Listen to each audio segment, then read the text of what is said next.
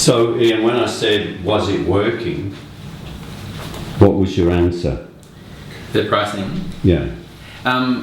Well, I think it's working. I think I need to do other things. No, let's just get back to the reality of it. We're talking business. Yep.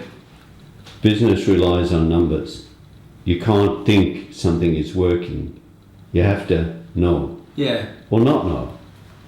So the way you know whether it's working, your two-part wedding price list is, what's your strike rate over the last 18 months where you've implemented this price structure and this pricing. Yep. What % of couples who've come to see you have booked?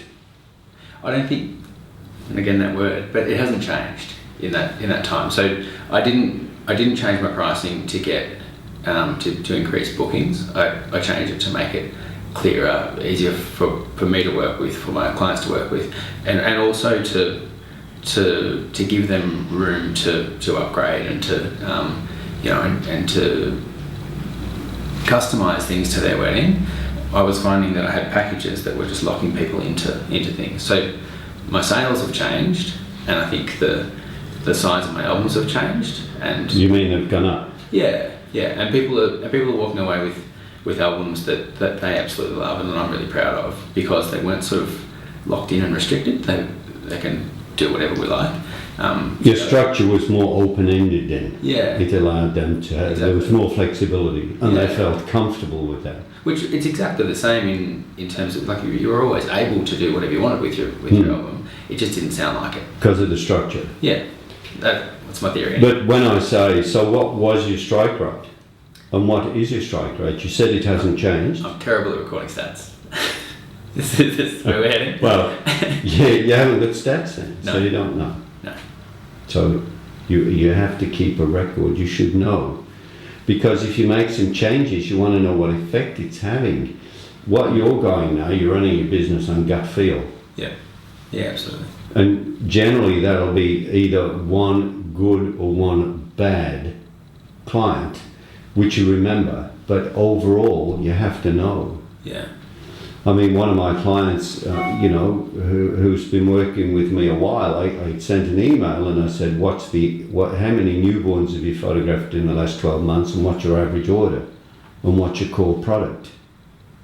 She's able to come back and tell me, that she'd done 51 newborns, that she'd averaged over $800, and that her primary product that she sold was files. Yeah. So that's good information to know. Absolutely. Because then you can make a decision, well, what do we want to do from here? Do we want to do more of them? Do we want to raise the prices to make more profit, maybe do less, etc.? So just keep that in mind. Yeah, absolutely. Your gut feeling is, I've made some changes and it's working. I think it's generally not good enough in business. So True. You get a 5 out of 10 for that. So, can I have a bonus point for the draft report we've got that hasn't got any stats in it yet? A draft report with those, that's good. Yeah. Well, look, So if you want to, but you should always be thinking that as well with business. Yeah. How can I run this business so it's 10 out of 10? Yeah. The silly thing for me is that before photography, that's what I did for a living. Yeah. Was I put those stats together for other businesses. Which makes me a bit of an idiot, but that's okay. I know what you're saying. You're doing what you love doing, which is photographing, and the other thing which you should now be doing is keeping records. So absolutely. Okay, great.